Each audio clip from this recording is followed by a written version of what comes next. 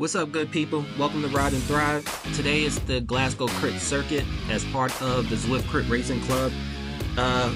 This route's roughly 3 kilometers per lap, 33 meters of climbing each time around, and we're going 6 laps today. So the big selections here are Clyde Kicker, 301 meters long, about 3.6 gradient, and then each lap ends with the champion sprint, which, if you know Zwift, is slightly downhill, really fast route, really fast race. This should be. Overall, really love this route. Works with my punchy style. So, hey, here we go. Let's get it. Let's see how it worked out.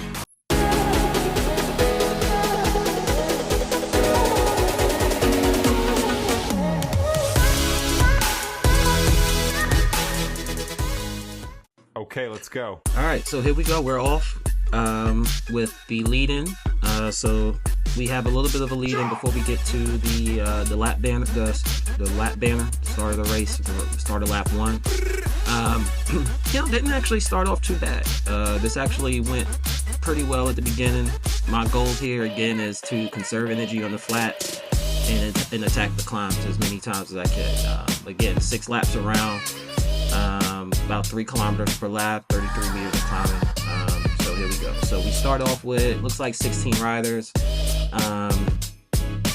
Like pretty much all together. Like we already have somebody who fell off the back. So let's just say about 11, 12 riders in this front group at this point. So what we got coming up is the, it's mainly flat at the beginning, but then we do have the Clyde Kicker, which really turns things up a little bit.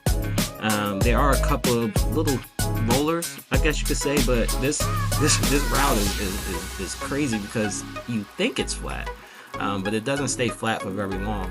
You're either going up or going down slightly.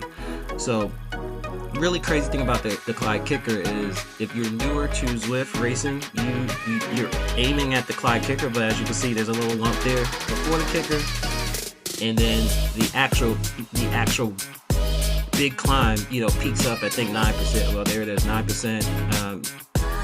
And you think you're done, then you turn this corner here, you go downhill, you get a whole bunch of speed, and then there's a couple of little extra lumps there as well, is what I like to call them. So if you don't stay on the power all the way through, not just the Clyde Kicker, but what I call that pre-climb before the Clyde Kicker, and then these 2 little lumps at the end, you will get dropped.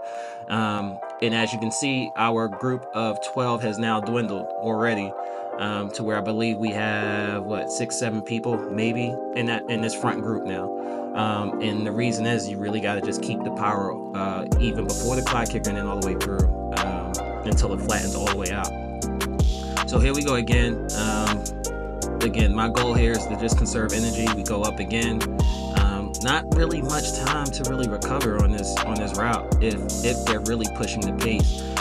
Luckily, no one really pushed the pace on this route, so I was perfectly fine with, taking my turns up front, but conserving energy towards the back. So here we are in the champion sprint. You usually have a little bit of speed coming off that previous turn, so most people kind of take that little uphill as an opportunity to kind of launch them into the sprint, because you got your power up so high going up that hill. So as you can see, the person up front, T. Linder, did that and really pushed through the sprint and just kept going. There's really no need to track him down quickly. Let him sit out there, sit in the back, which it looks like that's exactly what we're doing. Let him, if that's what that person wants to do, that's fine. But we know we have, roughly really 5 laps, because we just started lap 2, so we have roughly 5 more laps to track them down. Not a big deal at all. So really cool. I really thought that this group worked well. As much as a group can work together in a race when you're all not on teams. There are 2 individuals here who look like they may have been on teams. And you can see they both had CMC, I believe is what that team is. They have the same color jerseys on. I couldn't really tell if they were doing things to kind of help each other out, but it is what it is. But here we go again, attacking the Clyde Kicker. As you can see on the previous lap, I actually got the best time going up going up the kicker in this race. And I actually think that's probably the best I did the entire race, going up that climb. But you can see you have to keep your power down. going through that little series of climbs. And it looks like this group of 7 here is doing just that. So we're staying together. We're attacking. Everybody looks like they're attacking the climbs. Some doing a little bit more work than others, but I'm okay with where I'm at right now. Going to the end of this would be the end of the second lap. Going into the third lap, I'm perfectly fine. I'm right at 170 heart rate. Pretty good. The one thing I do wish I did better is, as you can see, my cadence really hovered around 65, 60, 65. I'd really like to get to a place where that cadence could come up a bit. I know they say everyone's cadence is different and specific to them. I get that. But if I can take a little bit of pressure off my legs by speeding up that cadence, and I know that in turn will probably raise my heart rate a bit, but I just think a higher cadence would be a lot more efficient for me. So as you'll see though, as this race progresses, that I do kind of do a little bit better, because I am mentally trying to work on that. So my cadence does rise up a little bit. I think I get to about 70, 65, 70 versus 55, 60 is where I'm at right now. So yeah, if you're into that type of thing, just kind of keep an eye on that as we continue through the race. So we're now on the third lap here. And again, it's not much really happening as far as people pushing, but I think it's still important in the reason of watching this. And the reason is that if you are getting into Zwift racing and understanding just the mechanics of the peloton, it took me a very long time to be able to do what you're seeing me do right now. Is just stay with the pack, not push forward in the pack, not get dropped by the pack, but just stay right where you are position-wise within the group. And I think that's why I like to watch race videos to see what racers do at times like this when they're not either attacking or just getting dropped. Because I think that 90% of the race is exactly that, is conserving energy, right? And then you have your certain bursts where you're trying to attack. I liked what I just did there. So just like in the previous lap, I think T. Lindner did pretty much similar to what I did. Pushed their way up the climb, but then kept the power so that on the descent, you kind of launch yourself out, and then you use the draft of everyone in front of you. I did that really not to create space, but just to create speed so that I can get, again, a little micro recovery there, even if it's a few seconds, but to me, every second counts. So that's what I did there. Emmett just did the same thing and kind of moved his way through him or her. I'm gonna go with him. Moved his way through the pack as well. So that's important. I think people see the top of the climb, they're like, okay, cool, climb's done. I can come off the power. If you do that in Zwift, you're in trouble. Simply because everybody else is going to keep that power down to push them into the descent, and when you have those really long, steep descents, that's how you get the super tough. So again, I think it's critical, especially with how quickly some of these races can descend. You can get dropped on the downhill.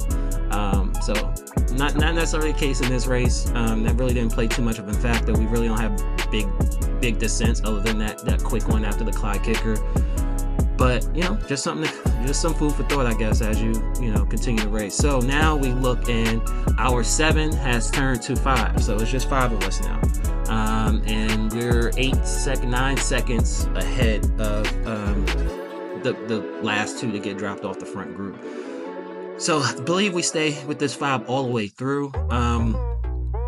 Again, really, really cool. I think just looking at these racers, you can tell they've all raced before. No one was overexerting. I really do keep an eye on their watts per kilogram as I'm racing, because I like to see who's putting in extra attacks, whether it's to stay with us or to try to pull away.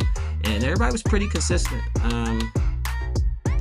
So I thought that was pretty cool. So we are coming up to our third. I want to say that was our third time up the kicker, and our Emmett looks like he took my polka dot jersey, I guess you could say, on that one, because he was the fastest up the Clyde kicker that time. But again, like that cadence it bothers me, and it only bothers me when I watch these replays of my races, because I guess on the crit really doesn't make a big difference, but the longer the race, I think for me the wear and tear on the legs, just pedaling that slow. Yeah, it wears on you after a while. So I am working on that, and I'll continue with some cadence drills. If you do have any ideas of what I can do to work on that, please let me know in the comments. I'm looking to learn and get better all the time, so please help me out if you can. All right, so we are now at going into what I believe is the fifth lap. So this will be the start of the fifth lap, and now it's time to start thinking about the final lap, and how is this race going to end. And that right now we all should be, all five of us right now, thinking exactly that. I'm pretty decent as far as a sprint. In most races at this level, I can probably beat people to the line in the sprint. The difference is I'm not usually always there, because I usually ran out of gas way before that. So races do a pretty good job of pretty much neutralizing me by, pushing the pace on the flats or what have you. So, but here I took a chance, and I shot out in front. Right now I'm at a 3-second gap, and even though my sustained power sucks, I mean, there's no other way to put it, my sustained power sucks, but hey, you gotta get better, right? You gotta take your shot. So here we go. We're going up the Clyde kicker. This is not the last time. We got one more time up the Clyde kicker, but I knew I could open the gap here. I just knew I had enough of a kick, enough of a punch to be able to open up the gap here. So now we're at 6-7 seconds, and no one's really working together to catch me at this point, and I can tell because they're all within a second of each other. So they're not really working together yet. So I'm doing great. This is exactly what you would want in a short race with, 3 kilometers. I got just over a lap left. I should be able to keep the power down and hold this all the way to the end. And now I'm up to 9 seconds. So, and I'm going downhill, catching a breather. But if you see my heart rate, it did hit 200. I'm in the hurt locker right now. So we're gonna see if I can hold on to the end. So yeah, still at 8 seconds, still going on the roller. So it looks like I'll be able to hold it for sure through the end of to the end of this fifth lap. Hopefully I can talk a little bit better today. And yeah, there we go, going through the champion sprint again. And the next time we come here, we'll be finishing this race. So now if you're looking over there to the right at the gaps, it's coming down. So again, my heart rate was at 200. I'm trying to recover a bit. At that point, I knew I wasn't going to be able to hold it all the way to the end. As you can see, they are starting to work together a little bit.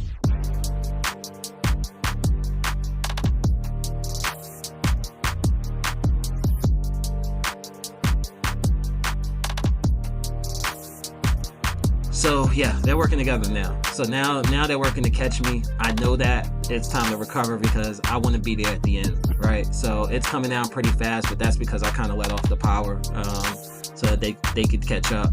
Because I knew I couldn't hold it. I just knew it. I wouldn't be able to hold it for that last 2.5, 3 kilometers, whatever it was before that gap came down. So here we go.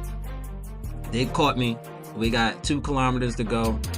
And where did they catch me? Right in the Clyde kicker. So this actually worked out to perfection for me.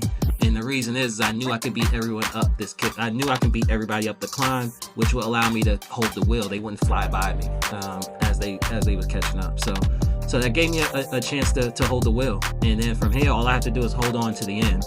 And that's what I'm gonna do. I'm gonna hold on to the end. I'm recovering now. Heart rate's at 182, but that's fine. Remember, it's coming down from 200. So 180, I got a couple of little rollers here that I know I'm gonna be able to contend. Because I've seen in the previous 5 laps that I can beat anyone up any of the climbs. So I'm good. I'm gonna sit back here, and in my mind, no one should be able to beat me in a sprint at this point. So I'm perfectly fine sitting in the draft, staying out of the wind, all the way to the finish. The thing is this is something else I have to work on. It's finishing. When do you launch?